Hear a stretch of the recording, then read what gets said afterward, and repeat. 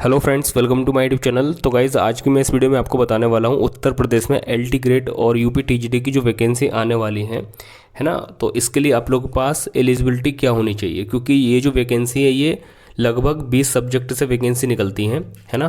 तो 20 सब्जेक्ट की मैं आपको एलिजिबिलिटी बताने वाला हूँ हर कोर्स की। जैसे कि यहाँ पर कोर्स मैंने मेंशन किए हुए हैं, एसएसटी, वाणिज्य, हिंदी, इंग्लिश, उर्दू, संस्कृत वगैरह, है ना। और भी काफ़ी कोर्सेज हैं, मतलब टोटल 20 कोर्सेज हैं। तो उनकी एलिजिबिलिटी बताने वाला हूँ, क्योंकि एलटी ग्रेड और यूपी टीजीटी में जो सब्जेक्ट वाइज वैकेंसी निकलती है तो उनकी जो एलिजिबिलिटी है वो मैं आपको इस वीडियो में आगे क्लियर कर दूंगा, ठीक है। तो एक ही वीडियो में सब डाउट क्लियर हो जाएंगे। एक बार वीडियो पूरा देख लेना, शायद इतनी ज़्यादा इन्फॉर्मेशन आपको किसी और चैनल पर एक वीडियो में ना मिलेगी, ठीक है। तो यहाँ पर क्या है, और यहाँ पर एक और चीज़ रहती है, जिनका कॉम्बिनेशन नहीं है तो वो फॉर्म ही नहीं भर पाओगे, है ना। आप लोगों का अगर कॉम्बिनेशन नहीं है टीजीटी के लिए या फिर एलटी ग्रेड के लिए, तो फिर आप लोग फॉर्म ही नहीं भर पाओगे, ना ही भर्ती में शामिल हो पाओगे। तो एक बार ज़रूर चेकआउट कर लेना किस सब्जेक्ट में कॉम्बिनेशन मांगते हैं, किस सब्जेक्ट में कॉम्बिनेशन नहीं मांगते। अगर मांगते हैं तो क्या है, जिससे कि पता चला आपको पता ही नहीं और आपने फॉर्म भर दिया, एग्जाम दिया, उसके बाद डॉक्यूमेंट्स वेरिफिकेशन में आप लोग बाहर कर दिए गए, है ना। तो वहाँ पर सबसे ज़्यादा दुख होता है। तो यहाँ पर एलिजिबिलिटी और योग्यता क्या होनी चाहिए वो मैं आपको आगे इस वीडियो में अच्छी तरीके से क्लियर कर दूंगा। और यहाँ पर एक और डाउट रहता है स्टूडेंट्स का, सर सिंगल सब्जेक्ट से कॉम्बिनेशन हमने बना लिया है क्योंकि हमारा कॉम्बिनेशन था नहीं पहले, तो ये वैलिड रहेगा या फिर नहीं रहेगा। तो इस पर भी हम बात करेंगे और अच्छी तरीके से, बहुत अच्छी तरीके से सारी चीज़ें एक एक लाइन में समझा दूंगा मैं, है ना। तो वीडियो को पूरा देख लेना, सारे डाउट आप लोगों के क्लियर हो जाएंगे सभी विषय से। और जितने भी डाउट बचते हैं ड्यूरिंग वीडियो में काफ़ी सारी चीज़ें बताने वाला हूँ, समझाने वाला हूँ। तो आप लोग वीडियो पूरा देख लेना, ठीक है। तो चलिए फिर बिना किसी देरी के वीडियो को करते हैं स्टार्ट। तो चलिए फ्रेंड्स, अब हम वीडियो को स्टार्ट कर लेते हैं। अब देखो यहाँ पर इस नोटिफिकेशन या फिर इस गजट के थ्रू मैं सारी चीज़ें क्लियर कर दूंगा आपके हर सब्जेक्ट की और अच्छी तरीके से। इसके बाद उम्मीद करूँगा कि आप लोगों को कोई डाउट बचेगा नहीं इस वीडियो को पूरा देखने के बाद, ठीक है। और उसके बाद अगर कोई डाउट भी बचता है तो फिर आप मेरे को कमेंट करके पूछ लेना। और देखो यहाँ पर मैं आपको पुराने नियम वगैरह नहीं बताने वाला, मैं आपको नई चीज़ें बताऊंगा जिनके आधार पर आगामी भर्ती होने वाली हैं, क्लियर। तो यहाँ पर सबसे पहले देखो, ज़्यादा वीडियो लंबी नहीं करूँगा, एकदम सिंपल वे में और ब्रीफ में बताता चलूँगा। यहाँ पर एसएसटी सब्जेक्ट से अगर आप लोग टीजीटी या फिर एलटी ग्रेड का फॉर्म भरना चाहते हैं तो आप लोगों के पास एलिजिबिलिटी क्या होनी चाहिए। तो यहाँ पर फर्स्ट पॉइंट में पहले मैं बता देता हूँ एक बार इसको अच्छी तरह से पढ़कर, उसके बाद में वन लाइनर में ब्रीफ में बताता चलूँगा सभी सब्जेक्ट का, ठीक है। तो फर्स्ट में क्या है, इसमें सामाजिक विज्ञान से अगर आप लोग फॉर्म भरना चाहते हैं तो इस या फिर आवेदन करना चाहते हैं तो आपके पास योग्यता क्या होनी चाहिए। तो इसमें क्या लिखा हुआ है, भारत में विधि द्वारा स्थापित किसी भी विश्वविद्यालय, मान्यत विश्वविद्यालय संस्था से आपने ग्रेजुएशन में इतिहास, भूगोल, राजनीतिक विज्ञान और अर्थशास्त्र विषयों में से कम से कम 2 विषयों में स्नातक उपाधि। मतलब क्या है, अगर आप लोगों ने बीए करी है ना, अगर आप लोगों ने बीए करी है तो उसमें आपके हिस्ट्री या फिर पॉलिटिकल साइंस या फिर आप लोगों के पास जियोग्राफी या फिर इकोनॉमिक्स, अगर ये 4 सब्जेक्ट में से कोई 2 सब्जेक्ट आपके ग्रेजुएशन में आपने पढ़े हैं, ठीक है। अब पढ़े कैसे हैं, मान के चलिए एग्जाम्पल के लिए आपके पास हिस्ट्री था तो आपने ये तो 3 साल पढ़ा है ना। और मान के चलिए आपके पास जियोग्राफी था, आपने ये दो साल पढ़ा है, तब भी आप एलिजिबल हो जाओगे। सेम ऐसे ही अगर आपने पॉलिटिकल साइंस 3 साल पढ़ी और इकोनॉमिक्स 2 साल पढ़ी है, या फिर कोई सा भी सब्जेक्ट अगर 2 साल पढ़ा है और एक सब्जेक्ट 3 साल पढ़ा है, या फिर दोनों सब्जेक्ट 2-2 साल पढ़े हैं, या फिर दोनों सब्जेक्ट 3 साल पढ़े हैं, आप एलिजिबल हो जाते हो इसमें फॉर्म भरने के लिए, ठीक है। और इसके साथ साथ यहाँ पर लिखा गया है कि भारत में एनसीटी द्वारा मान्यता प्राप्त किसी कोर्स में शिक्षा स्नातक मतलब बीएड की उपाधि, ठीक है। मतलब आप लोगों ने ग्रेजुएशन करी, उसमें आपके ये 4 सब्जेक्ट हैं जो कि मैंने यहाँ पर बता रखे हैं, जियोग्राफी, पॉलिटिकल साइंस और इकोनॉमिक्स और हिस्ट्री। 4 में से अगर आपके पास 2 सब्जेक्ट आपके ग्रेजुएशन में हैं और ये दोनों सब्जेक्ट आपने कम से कम 2-2 साल पढ़े हैं तो आप एलिजिबल हो। उसके साथ आपने बीएड किया हुआ है तो आप लोग एलिजिबल हो, इसके लिए आप फॉर्म भर सकते हो, क्लियर है ना। अब यहाँ पर एक स्टूडेंट्स बोलेंगे सर हमारा ग्रेजुएशन में कॉम्बिनेशन नहीं था, क्योंकि कोई बच्चे ऐसे होते हैं भाई जिनके पास ये 4 सब्जेक्ट में से 2 सब्जेक्ट नहीं होते, ओनली 1 सब्जेक्ट होता है ना। और फिर एक सब्जेक्ट से वो दोबारा से बी प्रोग्राम करते हैं जिसको हम सिंगल सब्जेक्ट सर्टिफिकेट कोर्स या प्रोग्राम बोल देते हैं। चाहे बच्चा वो इग्नू से कर ले, चाहे वो बच्चा राजश्री टंडन उत्तर प्रदेश मुक्त विश्वविद्यालय प्रयागराज की जो ओपन यूनिवर्सिटी उससे कर ले, है ना, कॉम्बिनेशन बनाने के लिए, तो वो कोर्स वैलिड होगा या फिर नहीं होगा। तो यहाँ पर वो कोर्स वैलिड हो जाएगा। इसकी सत्यता के लिए मैंने काफ़ी जगह पता भी किया है, काफ़ी गवर्नमेंट टीचर से भी बात करी, काफ़ी यूट्यूबरों से भी बात करी और काफ़ी अपने भाई बंधुओं से भी बात करी। सबने वही बताया है कि आप लोग इसका फॉर्म भर सकते हो अगर आपके पास कॉम्बिनेशन है, आपने इग्नू से या फिर राष्ट्रीय टंडन से एक सब्जेक्ट में अपनी ग्रेजुएशन दोबारा कर ली है ना, और आपका कॉम्बिनेशन फिर मिल गया है तो बन गया है, तो फिर आप लोग यहाँ पर फॉर्म अप्लाई कर सकते हो, चाहे वो यूपी टीजीटी में हो, चाहे आप एलटी ग्रेड में फॉर्म फिल कर सकते हो उत्तर प्रदेश में, है ना। अभी मैं केंद्र वगैरह की बात नहीं कर रहा, केवीएस वगैरह वगैरह की, है ना। यहाँ पर मैं बात कर रहा हूँ यूपी टीजीटी और एलटी ग्रेड में अगर आपका कॉम्बिनेशन नहीं है और आपने एक सब्जेक्ट से दोबारा से बीए प्रोग्राम करा है और उसमें कॉम्बिनेशन बना लिया है अपना, तो फिर आप लोग यहाँ पर एलिजिबल हो जाते हो, फॉर्म भर सकते हो बिना किसी चिंता के, सोच विचार के। ठीक है जी, तो ये चीज़ क्लियर हो गई। अब यहाँ पर ये फर्स्ट सब्जेक्ट थोड़ा बताना था आप लोगों को अच्छी तरीके से, और यहाँ पर हम बहुत स्पीड से चलेंगे। और सेकंड में मैंने ऑलरेडी बता रखा है, सॉरी इंग्लिश का नहीं बता रखा है ना, तो मैं आपको बता देता हूँ यहाँ पर इंग्लिश के लिए आपके पास क्या एलिजिबिलिटी होनी चाहिए। तो जो भी विद्यार्थी अंग्रेजी से टीजीटी या फिर एलटी ग्रेड का फॉर्म या आवेदन करना चाहते हो तो आप लोग के पास योग्यता क्या होनी चाहिए। तो देखो यहाँ पर थोड़ा सा आप समझना, क्योंकि ये चीज़ ना हर कोई नहीं बताया आपको, जो कि मैं आपको यहाँ पर बताने वाला हूँ। ठीक है, यहाँ पर फर्स्ट में क्या, भारत द्वारा किसी भी मतलब आपको पता ही है ना, यहाँ पर क्या है, आपने अंग्रेजी साहित्य में स्नातक मतलब अपनी ग्रेजुएशन की हो और उसके साथ आपने बीएड की हो, ये इसकी एलिजिबिलिटी है। अब यहाँ पर एक बच्चे वो होंगे कि सर हमारे पास बीए में इंग्लिश लैंग्वेज थी या फिर जनरल इंग्लिश थी, होते हैं ना, आप लोगों ने देखा होगा, है ना। और यहाँ पर बात करी गई है इंग्लिश लिटरेचर की, मतलब अंग्रेजी साहित्य की यहाँ पर बात करी गई है। तो ये जो नियम है, ये वाला ये जो लाइन है, ये एलटी ग्रेड के लिए थी पहले, है ना, एलटी के लिए, है ना। और यूपी टीजीटी में कुछ क्राइटेरिया अलग था, है ना।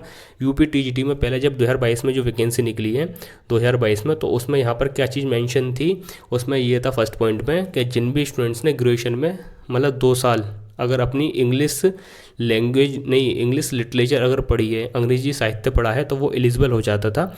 और जिन भी स्टूडेंट्स ने अपने ग्रेजुएशन में 3 साल अगर जनरल इंग्लिश या फिर कहो इंग्लिश भाषा या फिर इंग्लिश लैंग्वेज पढ़ी है, तो वो एलिजिबल हो जाता था यूपी टीजीटी के लिए। बट यहाँ पर बता रहे हैं एलटी ग्रेड के नियम और इसके रूल के आधार पर ही यूपी टीजीटी की भर्ती भी आएंगी और उसमें यही रूल इम्प्लीमेंट होने वाले हैं। तो यहाँ पर सिंपली क्या लिखा हुआ है, यहाँ पर मेंशन है, देखो मैं आपको बता देता हूँ एक सेकेंड। यहाँ पर क्या है, अंग्रेजी साहित्य, ठीक है, अंग्रेजी साहित्य मतलब इंग्लिश लिटरेचर, जिसको हम डबल इंग्लिश बोल देते हैं, या फिर अंग्रेजी साहित्य। ठीक है, तो अगर आपकी ग्रेजुएशन में बीए में अगर आप लोगों ने इंग्लिश साहित्य या फिर इंग्लिश लिटरेचर पढ़ी है 2 साल या फिर 3 साल, तो आप लोग एलिजिबल हो, उसके बाद आपने बीएड किया हुआ होना चाहिए। अब जो भी बच्चे यहाँ पर लैंग्वेज वाले हैं, इंग्लिश लैंग्वेज वाले हैं, तो वो यहाँ पर शायद एलिजिबल ना हो पाए, क्योंकि यहाँ पर कुछ लैंग्वेज भाषा वगैरह का कुछ मेंशन ही नहीं है ना। तो यहाँ पर पहली बात तो ये क्लियर हो गई आप लोगों की। ठीक है, सेकंड वही है कि प्रीवियस नोटिफिकेशन में मैं आपको दिखा भी दूंगा स्क्रीनशॉट लगा के, उसमें था कि 3 वर्षीय आपने अंग्रेजी भाषा पढ़ी हो तब जाके आप एलिजिबल हो जाते हो उत्तर प्रदेश में इंग्लिश टीजीटी के लिए। बट यहाँ पर कोई भी भाषा वगैरह का यूज़ नहीं किया गया, यहाँ पर ओनली अंग्रेजी साहित्य मेंशन है। इसका मतलब आपके पास इंग्लिश लिटरेचर होनी चाहिए ग्रेजुएशन में, अगर वो नहीं है तो फिर आप लोग इंग्लिश से फॉर्म नहीं भर पाओगे एलटी ग्रेड का या फिर यूपी टीजीटी का। ठीक है, तो ये नए नियम है जो कि मैंने आपको बता दिए। तो सिंपल वही है कि बीए में आपके पास इंग्लिश साहित्य होना चाहिए, इंग्लिश लिटरेचर होना चाहिए, उसके बाद आपने अपनी बीएड की है, देन आप एलिजिबल हो जाओगे।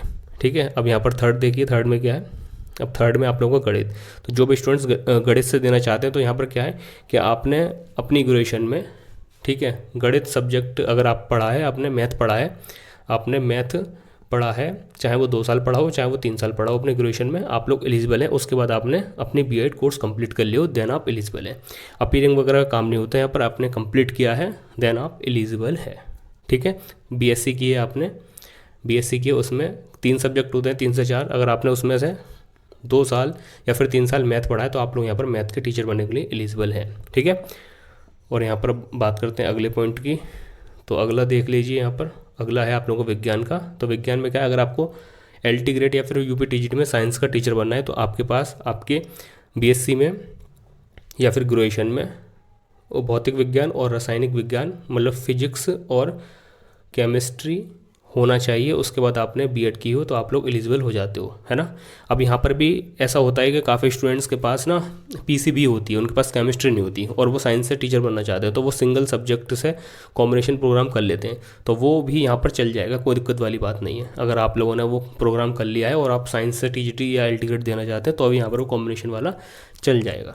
ठीक है, तो यहाँ पर अगर साइंस से जो भी स्टूडेंट्स टीजीटी एलटी ग्रेड का फॉर्म या फिर आवेदन करना चाहते हैं, तो उनके पास उनके ग्रेजुएशन में फिजिक्स केमिस्ट्री 2 साल, कम से कम 2 साल होनी चाहिए। चाहे फिजिक्स आपने 2 साल पढ़ी हो, केमिस्ट्री 3 साल पढ़ी हो, चाहे केमिस्ट्री आपने 2 साल पढ़ी हो, चाहे फिजिक्स 3 साल पढ़ी हो। ये भी डाउट रहता है काफ़ी स्टूडेंट्स का, इसलिए मैं ना डिटेल में क्लियर कर रहा हूँ चीज़ें, ठीक है। तो क्लियर हो गई ये वाला डाउट भी आपका, या फिर एलिजिबिलिटी विज्ञान की भी मैंने क्लियर कर दी, ठीक है। अब बढ़ते हैं आगे। तो अगली एलिजिबिलिटी है आप लोगों की 5 जीव विज्ञान की। तो देखो, अगर आप लोगों ने अपनी बीएससी की है ना, और उसमें आपके पास आपके बीएससी में जूलॉजी प्लस बॉटनी आपने पढ़ा है 2 साल, है ना। दोनों सब्जेक्ट को 2 साल या फिर 3 साल, कैसे भी, या फिर एक को 3 साल या फिर दोनों को 2-2 साल, या फिर एक को 3 साल एक को 2 साल, ठीक है। कैसे भी पढ़ा है तो आप लोग यहाँ पर एलिजिबल हो जाते हो। तो देखो यहाँ पर क्या है कि अपने ग्रेजुएशन में आपने जंतु विज्ञान और वनस्पति विज्ञान के साथ स्नातक की उपाधि की है, मतलब जूलॉजी और बॉटनी, ठीक है। और उसके बाद आपने बीएड किया तो आप लोग एलिजिबल हो जाते हो, ठीक है। क्लियर कट में आंसर कर दिया मैंने। अब देखो यहाँ पर सबसे बड़ा डाउट आता है कि सर हिंदी के लिए क्या है, तो हिंदी के लिए अच्छी तरीके से समझ लेना। तो यहाँ पर अब हम बात कर लेते हैं हिंदी सब्जेक्ट से जो भी स्टूडेंट्स एलटी ग्रेड या फिर यूपी टीजीटी का फॉर्म फिल करना चाहते हैं तो उसके पास योग्यता या फिर पात्रता क्या होनी चाहिए। देखो यहाँ पर काफ़ी स्टूडेंट फंसते हैं, तो थोड़ा अच्छी तरह से समझ लेना, ठीक है। सिंपली मैं यहाँ पर इस लैंग्वेज में नहीं जा रहा क्योंकि ये तो आपने भी पढ़ लिया होगा, ठीक है। और यहाँ पर सभी कोर्सेज के लिए देखो बीएड मैंडेटरी होती है, देखो सब में बीएड है मैंडेटरी, जिसमें नहीं होगी मैं अलग से बता दूंगा, ठीक है। तो यहाँ पर अगर आप लोगों ने बीए करी है, ग्रेजुएशन करी है, उसमें आपने हिंदी सब्जेक्ट पढ़ा है अपना, तो आप यहाँ पर आवेदन कर सकते हो। और इसके साथ साथ एक और एलिजिबिलिटी है, अगर आपने अपने ट्वेल्थ में अगर संस्कृत सब्जेक्ट रहा है आपके 12th में, तब जाकर आप लोग एलिजिबल हो। मतलब पहला तो क्या है कि बीए में आपको हिंदी पढ़ी होनी चाहिए 2 या 3 साल, ठीक है। और उसके साथ आपके 12th में अगर आपने संस्कृत पढ़ी है, तब जाके आप लोग एलिजिबल हो हिंदी का टीचर बनने के लिए या फिर इसका फॉर्म अप्लाई करने के लिए एलटी ग्रेड या फिर यूपी टीजीटी का, ठीक है। बट यहाँ पर क्या होता है, काफ़ी स्टूडेंट ऐसे होते हैं जिन्होंने बीए में हिंदी तो पढ़ी होती है बट उनके पास 12th में संस्कृत नहीं होती, तो फिर वो एक जो उत्तर प्रदेश सरकार में है ना सिंगल सब्जेक्ट से 12th होती है, तो उस बच्चे ने अगर संस्कृत से वो 12th कर लिए तब भी वो एलिजिबल हो जाएगा। और उसके बाद वही है कि आपके पास बीएड तो होनी चाहिए, देन आप एलिजिबल हो जाओगे, ठीक है। अब यहाँ पर एक और टर्म्स थी, जैसे मान के चलिए आपके पास बीए में हिंदी आपने मतलब बीए कर ली, अपनी हिंदी सब्जेक्ट था उसमें, है ना, और आपके पास ना ही 12th में आपके पास संस्कृत थी और ना ही आपने कोई सिंगल सब्जेक्ट से अपनी 12th दोबारा की संस्कृत सब्जेक्ट से, बट आपके पास यहाँ पर उत्तर प्रदेश संस्कृत शिक्षा परिषद से उत्तर मध्यमा परीक्षा अगर आपने उत्तीर्ण की है ना, जैसे उत्तर प्रदेश संस्कृत शिक्षा परिषद से एक ये सर्टिफिकेट कोर्स होता है, अगर आपने ये किया है तब आप एलिजिबल हो जाते हो, है ना। तो इसमें वही है कि बीए में हिंदी तो मैंडेटरी है, उसके साथ अगर 12th में बीए पढ़ी है तब एलिजिबल हो। अगर ये नहीं पढ़ी तो आपने सिंगल सब्जेक्ट से 12th दोबारा किया तब आप एलिजिबल हो, और नहीं ये भी नहीं की तो आपके पास ये होना चाहिए कि उत्तर प्रदेश संस्कृत शिक्षा परिषद से उत्तर माध्यमा परीक्षा आपने उत्तीर्ण की हो, सर्टिफिकेट हो, तब आप एलिजिबल हो जाओगे। और बीएड यहाँ पर मैंडेटरी है, क्लियर। तो ये भी चीज़ आपकी क्लियर हो गई होगी, अच्छी तरीके से मैंने बता दिया। अब यहाँ पर बात करते हैं जो भी स्टूडेंट्स संस्कृत से एलटी ग्रेड या फिर टीजीटी देना चाहते हैं तो उसके लिए आपके पास क्या योग्यता होनी चाहिए। तो यहाँ पर संस्कृत के लिए सिंपली बता दूं कि आपके ग्रेजुएशन में अगर आपने बीए करी है ना, आपके ग्रेजुएशन में अगर संस्कृत है तो फिर आप लोग एलिजिबल हो, और इसके साथ आपके पास बीएड होना चाहिए। बीएड यहाँ पर मैंडेटरी है ना। और आपने देख सकते हो एक विषय के रूप में संस्कृत के साथ स्नातक की उपाधि होनी चाहिए, ठीक है। मतलब बीए में संस्कृत है और बीएड की हुई हो आप लोग, तो फिर आप संस्कृत से टीजीटी एलटी ग्रेड का फॉर्म भर सकते हो। अब यहाँ पर बढ़ते हैं अगला। तो अगला है आप लोगों को उर्दू के लिए। तो लैंग्वेज में देखो वही है, लैंग्वेज में आपने अपनी ग्रेजुएशन करी है और उसमें वो सब्जेक्ट पढ़ा है, जैसे उर्दू है तो आपने उर्दू यहाँ पर पढ़ा है ना। उसके बाद आपने बीएड की है ना। और कोई भी ग्रेजुएशन के सब्जेक्ट अगर आपने कम से कम 2 साल पढ़े हैं और अधिक से अधिक 3 साल पढ़ोगे, है ना, तो आप लोग दोनों क्राइटेरिया में एलिजिबल हो। ऐसा नहीं आपने 1 साल पढ़ लिया, 1 साल से काम नहीं चलेगा, कम से कम 2 साल पढ़ा होना चाहिए यहाँ पर, ठीक है। तो आपके पास अगर उर्दू से आप एलटी ग्रेड या फिर टीजीटी का फॉर्म भरना चाहते हो तो आपके पास क्या होना चाहिए, आपके पास ग्रेजुएशन में स्नातक में आपके पास उर्दू सब्जेक्ट होना चाहिए और उसके बाद आपने बीएड करी हो तो आप लोग एलिजिबल हो जाओगे, क्लियर जी। अब यहाँ पर बात करते हैं अगला। तो अगला पॉइंट है फ़ारसी के लिए, ठीक है। तो फ़ारसी में वही है कि आपके ग्रेजुएशन में फ़ारसी होनी चाहिए, उसके बाद आपने बीएड किया होना चाहिए, देन आप एलिजिबल हो जाओगे। अब यहाँ पर पढ़ते हैं अगला। तो अगला है आप लोगों को अरबी भाषा के लिए। तो अरबी में भी सेम वही है कि आपके स्नातक में अरबी भाषा के साथ आपने ग्रेजुएशन की होनी चाहिए, उसके बाद बीएड किया है, देन आप एलिजिबल हो जाते हो, क्लियर। अब यहाँ पर बात करते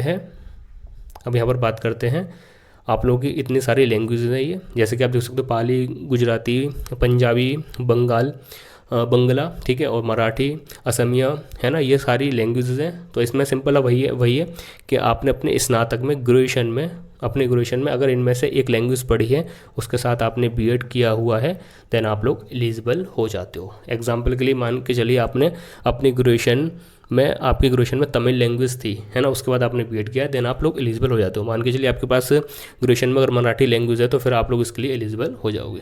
इस तरीके से यहाँ पर काफ़ी लैंग्वेज एक बार में दे रखी है, ना कि अलग अलग देकर। ठीक है, बढ़ते हैं अगली क्राइटेरिया की तरफ। तो अगला है कला के लिए, है ना। थोड़ा ये समझ लेना, यहाँ पर भी थोड़े बच्चे फंसते हैं थोड़े से, मैं बता दूंगा अच्छी तरीके से। तो यहाँ पर क्या है, देखो सबसे पहला यहाँ पर कला से अगर आपको टीजीटी या फिर एलटी ग्रेड का फॉर्म आवेदन करना है तो उसके लिए क्या होना चाहिए। तो देखो यहाँ पर क्या लिखा हुआ है, यहाँ पर आपने कला के साथ स्नातक में कला सब्जेक्ट होना चाहिए, आपके पास ड्राइंग सब्जेक्ट होना चाहिए आपकी ग्रेजुएशन में, है ना। और एनसीटीई द्वारा मान्यता प्राप्त किसी भी कोर्स में शिक्षा स्नातक बीएड की उपाधि। तो फर्स्ट क्राइटेरिया है ये। तो देखो इसमें क्या है कि आपने बीए में अपने ग्रेजुएशन में कला से अपनी बीए की हो, ठीक है, उसके बाद आपने बीएड किया है, तो फिर आप लोग एलिजिबल हो जाओगे। ठीक है, यहाँ पर फर्स्ट में ये बताया गया। सेकंड क्राइटेरिया इसमें क्या है, सेकंड में देखिए, भारत में विधि द्वारा स्थापित किसी भी विश्वविद्यालय, मान्यता विश्वविद्यालय संस्था से ललित कला। अब देखो यहाँ पर क्या दूसरी एलिजिबिलिटी है, काफ़ी स्टूडेंट्स करते हैं ना बीएफए,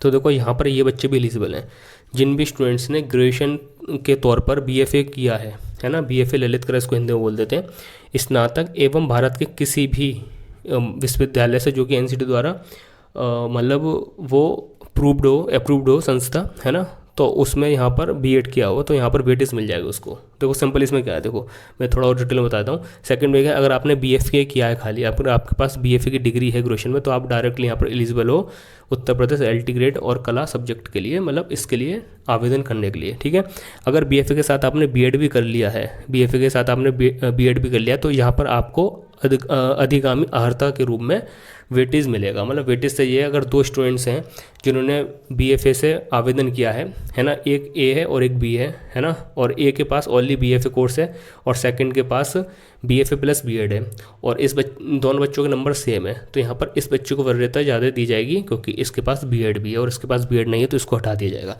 इस तरह से यहाँ पर इसका ये समझ सकते हो। ठीक है जी, तो ये चीज़ क्लियर हो गई। तो इसमें वही है कि अगर आपने कला में अपनी स्नातक की है और उसके बाद बीएड किया है, तब आप यहाँ पर एलिजिबल हो। ठीक है, सेकंड इसमें ये, अगर आपने ओनली बीएफए कोर्स किया है तो आप यहाँ पर कला के लिए एलिजिबल हो, है ना। और अगर आपने बीएफए के साथ बीएड भी कर ली है तो फिर आपको थोड़ी एक्स्ट्रा वेटेज मिल जाएगा, और इसमें कुछ नहीं बताया गया। ठीक है, तो बढ़ते हैं अगले पॉइंट की तरफ। तो अगला है फिजिकल एजुकेशन। तो यहाँ पर जो बच्चे परेशान होते हैं बीपीएड वाले, तो वो देख लें अच्छी तरीके से। यहाँ पर क्या है, शारीरिक शिक्षा फिजिकल एजुकेशन। तो आपने वही है कि स्नातक की आपके पास उपाधि हो, है ना, मतलब ग्रेजुएशन के बाद ही आप बीपीएड वगैरह बीपीई वगैरह कर सकते हो, है ना। तो यहाँ पर पहली बात तो आपकी ग्रेजुएशन होनी चाहिए। ग्रेजुएशन के बाद अगर आपने बीपीएड और अथवा बीपीई किया है ना, तो फिर आप यहाँ पर आवेदन करने के लिए एलिजिबल हो। क्लियर। अब यहाँ पर संगीत की बात करते हैं, म्यूज़िक की। तो इसमें क्या है देख लीजिए, भारत में विधि द्वारा स्थापित किसी भी विश्वविद्यालय मान्यता से एक विषय के रूप में संगीत के साथ स्नातक। तो यहाँ पर फर्स्ट में ये है, यहाँ पर देखो फर्स्ट में क्या है, तो फर्स्ट एलिजिबिलिटी इसकी, अगर आप लोगों ने अपने ग्रेजुएशन में संगीत सब्जेक्ट पढ़ा है या संगीत सब्जेक्ट लिया है और उसके बाद आपने बीएड की है, क्योंकि यहाँ पर बीएड मैंडेटरी है। ठीक है, मतलब ग्रेजुएशन में अगर आपके पास संगीत है और उसके बाद आपने बीएड की है तो आप लोग एलिजिबल हो जाते हो। ठीक है, और इसमें सेकंड क्राइटेरिया क्या है, सेकंड इसमें भारत के विधि द्वारा स्थापित स्नातक उपाधि के साथ एक तो ग्रेजुएशन किसी भी सब्जेक्ट में क्यों, उसके साथ अगर आपने यहाँ पर लिखा हुआ है भातखंडे संगीत महाविद्यालय से संगीत विशारद अथवा प्रयाग संगीत समिति इलाहाबाद से संगीत प्रभाकर। मतलब ये है कि अगर आप लोगों ने एक तो ग्रेजुएशन करी है, उसके बाद आपने ग्रेजुएशन में संगीत को पढ़ा है, उसके बाद बीएड करी है, तो आप लोग एलिजिबल हो जाते हो, है ना। और सेकंड इसमें ये दे रखा है कि आपने खाली ग्रेजुएशन भी करी है, चाहे आपके पास संगीत हो या फिर ना हो, इसका मतलब वही है। बट आपके पास इसके साथ साथ आपने यहाँ पर ये 2 पॉइंट दे रखे हैं, देखो संगीत विरासत अथवा संगीत प्रवाह कर कहाँ से, तो यहाँ पर ये दे रखा है आपके भातखंडे संगीत महाविद्यालय से, और सेकंड में दे रखा है प्रयाग संगीत समिति इलाहाबाद से, है ना। अगर ये दोनों सर्टिफिकेट किए हैं, फिर एक किया है इनमें से, तब भी आप लोग एलिजिबल हो जाते हो यहाँ पर, और आपके पास यहाँ पर बीएड तो होनी ही चाहिए। ठीक है, अच्छी तरह से क्लियर कर दिया। फर्स्ट तो वही है कि ग्रेजुएशन में आपके पास संगीत सब्जेक्ट रहा है, उसके बाद बीएड करी तो आप लोग एलिजिबल हैं, है ना। अगर मान के चलिए संगीत सब्जेक्ट नहीं है, बट आपने ये 2 जो कोर्स हैं यहाँ पर, है ना, ये 2 कोर्स हैं इन महाविद्यालयों से करे हैं, तो फिर आप लोग यहाँ पर एलिजिबल हो, और बीएड यहाँ पर मैंडेटरी है आप लोगों के लिए। क्लियर। अब बढ़ते हैं अगले पॉइंट की तरफ। अगला पॉइंट मतलब क्रम संख्या है सब्जेक्ट की 15 में क्या है बता देता हूँ थोड़ा। तो 15 में है कृषि उद्यान क्रम। ठीक है, तो यहाँ पर वही है कि आपने पहले इसमें अपनी ग्रेजुएशन की होनी चाहिए, उसके बाद आपके पास बीएड होनी चाहिए, देन आप एलिजिबल हो जाओगे। क्लियर। अब यहाँ पर बात करते हैं अगले सब्जेक्ट की। तो अगला सब्जेक्ट है आपका कॉमर्स मतलब वाणिज्य। तो देखो इसमें क्या है, आपके पास स्नातक आपने कॉमर्स से की होनी चाहिए, मतलब आपकी ग्रेजुएशन में आपने बीकॉम की होनी चाहिए, है ना। उसके साथ आप लोगों ने बीएड की होनी चाहिए, मतलब उसके बाद बीएड कर लोगे, देन आप लोग एलिजिबल हो जाओगे इसमें टीजीटी एलटी ग्रेड में कॉमर्स से फॉर्म अप्लाई करने के लिए। अब देखो यहाँ पर पॉइंट नंबर जो सब्जेक्ट है वो है गृह विज्ञान 17 क्रम संख्या। अब 17 में क्या है समझ लीजिए अच्छी तरीके से। तो यहाँ पर वही है कि एक विषय के रूप में गृह विज्ञान के साथ स्नातक, मतलब आपने अपने बीए में अगर होम साइंस पढ़ी है ना, देन आप एलिजिबल हो। उसके बाद आपने बीएड किया है, देन आप लोग यहाँ पर एलिजिबल हो, कोई दिक्कत वाली बात नहीं है, यही इसमें बताया गया है। अब यहाँ पर बात करते हैं कंप्यूटर। तो सबसे ज़्यादा इंपॉर्टेंट यही है क्योंकि यहाँ पर काफ़ी स्टूडेंट्स एलिजिबल होंगे, काफ़ी एलिजिबल नहीं हो पाएंगे। तो यहाँ पर समझ लीजिए जो भी स्टूडेंट्स एलटी ग्रेड टीजीटी में फॉर्म अप्लाई करना चाहते हैं कंप्यूटर सब्जेक्ट से, तो उसमें फर्स्ट इसमें क्या दे रखा है कि भारत में विधि द्वारा स्थापित किसी भी विश्वविद्यालय मान्यत विश्वविद्यालय संस्था से बीटेक और बीई, है ना, याद रखना बीटेक स्टूडेंट्स यहाँ पर बीटेक और यहाँ पर सेकंड है बीई, है ना, बीई। ठीक है, कंप्यूटर विज्ञान में कंप्यूटर साइंस में अगर आप लोगों ने बीटेक या फिर बीई की है तब जाके आप लोग यहाँ पर एलिजिबल हो जाते हो डायरेक्टली, और यहाँ पर बीएड होना मैंडेटरी या कंपलसरी नहीं है। क्लियर। यहाँ पर क्या है, अगर आप लोगों ने बीटेक की है बीई की है कंप्यूटर विज्ञान में, मतलब कंप्यूटर साइंस में अगर आप लोगों ने बीटेक और बीई की है, देन जाके आप लोग एलिजिबल हो जाते हो। तो फर्स्ट एलिजिबिलिटी तो ये हो गई आप लोगों की इसमें। ठीक है, जो कि मैंने आपको अच्छी तरीके से बता दी। एक बार और बता देता हूँ, और भी हैं यहाँ पर, क्योंकि फर्स्ट तो मैंने आपको ये बता दी, अगर आप लोगों के पास बीटेक है बीई है और वो भी किस में स्पेसिफिक कंप्यूटर साइंस में है, तब जाके आप लोग एलिजिबल हो जाओगे यहाँ पर, और बीएड की यहाँ पर ज़रूरत नहीं है। या फिर आपके पास मान के चलिए ये नहीं है, तो ये फर्स्ट में यहाँ पर लिख लेता हूँ, फर्स्ट एलिजिबिलिटी हुई। या फिर आपने कंप्यूटर विज्ञान में स्नातक किया है, कंप्यूटर साइंस में अगर आप लोगों ने ग्रेजुएशन की है तब भी आप यहाँ पर एलिजिबल हो, तो ये सेकंड यहाँ पर एलिजिबिलिटी हुई। या तो मतलब ये हो या फिर ये हो, या फिर थर्ड वाले देख सकते हो।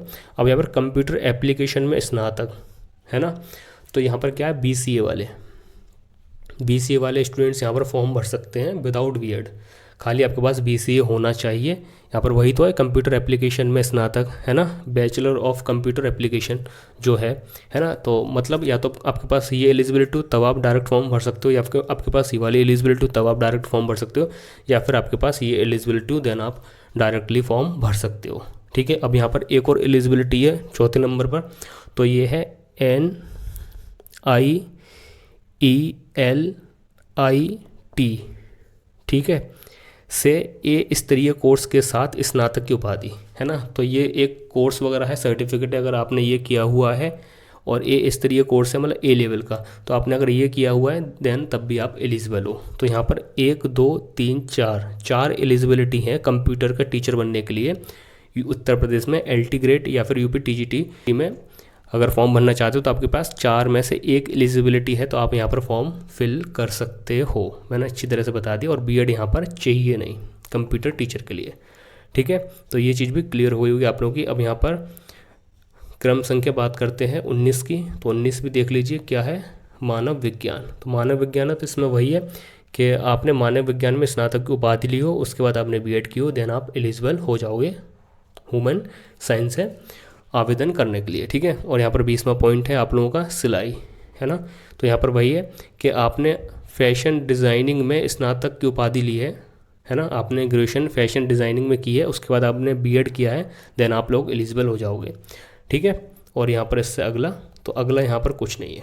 ठीक है, तो ये था, मैंने अच्छी तरह से आपका 20 सब्जेक्ट का एलिजिबिलिटी क्राइटेरिया बता दिया। अब यहाँ पर बात आती है कि सर वो सिंगल सब्जेक्ट का क्या था, तो देखो यहाँ पर सुनिए, सिंगल सब्जेक्ट कॉम्बिनेशन प्रोग्राम जो होता है, जो आप चाहें इग्नू से करते हो, है ना, चाहे इग्नू से करते हो या फिर उत्तर प्रदेश राष्ट्रीय टंडन से करते हो, ये 2 सर्टिफिकेट होते हैं। 2 साल का प्रोग्राम होता है ना। और कहीं कहीं ये प्रोग्राम किसी अगर यूनिवर्सिटी में होते हैं सिंगल सब्जेक्ट के, तो वो कहीं कहीं 2 साल के भी होते हैं और कहीं कहीं 3 साल के भी होते हैं। अगर आपने ये किया है और आपका इंस्टीट्यूट या फिर कॉलेज या फिर आपकी जो यूनिवर्सिटी लगती है वो अगर यूजीसी से अप्रूव्ड है, एनसीटी से अप्रूव्ड है, देन फिर आप यहाँ पर एलिजिबल हो जाते हो। ठीक है, जैसा मैंने आपको फर्स्ट में ही बता दिया, एसएसटी सब्जेक्ट जो है वहाँ पर 4 सब्जेक्ट में से 2 सब्जेक्ट होना कंपलसरी है फॉर्म भरने के लिए। अगर 2 सब्जेक्ट नहीं, अगर एक है और एक बच्चे ने एक सब्जेक्ट है और उसके बाद एक सब्जेक्ट से उसने दूसरे से कॉम्बिनेशन बनाने के लिए इग्नू से या फिर उत्तर प्रदेश राष्ट्रीय टंडन से कोई भी सर्टिफिकेट कोर्स कर लिया, तो बच्चा एलटी ग्रेड और यूपी टीजीटी के एलिजिबल हो जाएगा। कोई दिक्कत वाली बात नहीं है। ठीक है, यही मुझे काफ़ी जगह से बताया गया है, जो कि मैं आपको बता रहा हूँ। काफ़ी लोग जॉब भी कर रहे हैं। ठीक है, तो ये भी डाउट आप लोगों का क्लियर कर दिया मैंने। ठीक है, तो अब बढ़ते हैं थंबनेल की तरफ, उसके बाद बताता हूँ सारी चीज़ें। तो यहाँ पर लगभग मैंने सारे डाउट आप लोगों के क्लियर कर दिए, है ना। कोई डाउट बचता है तो मेरे को कमेंट करके पूछ सकते हो या फिर इंस्टाग्राम पर मैसेज करके बात वगैरह कर सकते हो। तो एलटी ग्रेड वैकेंसी होती है आप लोगों की राजकीय इंटर कॉलेज, जो संपूर्ण तरीके से गवर्नमेंट कॉलेज होते हैं, और यूपी टीजीटी वैकेंसी वो होती है जहाँ पर एडिड कॉलेज होते हैं, जो कि मतलब अर्ध सरकारी कहते हैं जिसको हम, है ना। मतलब दोनों गवर्नमेंट, कहीं पे भी जॉब लगती है तो दोनों गवर्नमेंट एम्प्लॉय कहलाते हैं, कोई दिक्कत वाली बात नहीं है इसमें। ठीक है, तो ये मैंने आपको बता दिया, 20 सब्जेक्ट की एलिजिबिलिटी बता दी, अच्छी तरीके से समझा दिया। सिंगल सब्जेक्ट का भी मैंने आपको अच्छी तरह से बता दिया, सब सब्जेक्ट की एलिजिबिलिटी बता दी, किसका कॉम्बिनेशन चाहिए किस सब्जेक्ट में वो मैंने बता दिया, क्योंकि यहाँ पर एसएसटी के लिए और साइंस के लिए और आप लोगों का बायोलॉजी के लिए, है ना, जीव विज्ञान के लिए और आपका हिंदी के लिए कॉम्बिनेशन मांगते हैं, जो कि मैंने आपको बता दिया अच्छी तरीके से। कॉम्बिनेशन नहीं है तो कॉम्बिनेशन जिन्होंने भी बनाया है उत्तर प्रदेश राष्ट्रीय टंडन से या फिर इग्नू से, तो वो यहाँ पर वैलिड हो जाएगा। ठीक है, और इसके अलावा कोई भी डाउट है, क्वेश्चन है, मेरे को कमेंट करके पूछ लेना। अगर वीडियो अच्छी लगी है तो लाइक ज़रूर करके जाना और चैनल को सब्सक्राइब करके जाना, और एक बार ऐसा कमेंट करके जा सकते हो फॉर मोटिवेशन। तो चलिए फिर मिलते हैं नई वीडियो के साथ, जब तक के लिए टेक केयर, बाय।